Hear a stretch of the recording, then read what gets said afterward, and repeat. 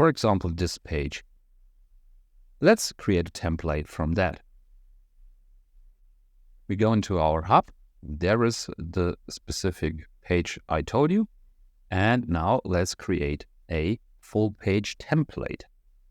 So create template, name your template, dark mode, website, give it a description, and click create.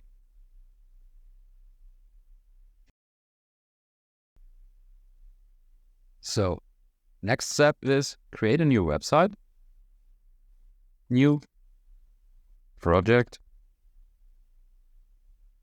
new, create site, close. Here I have my new project and I'll just activate the suite.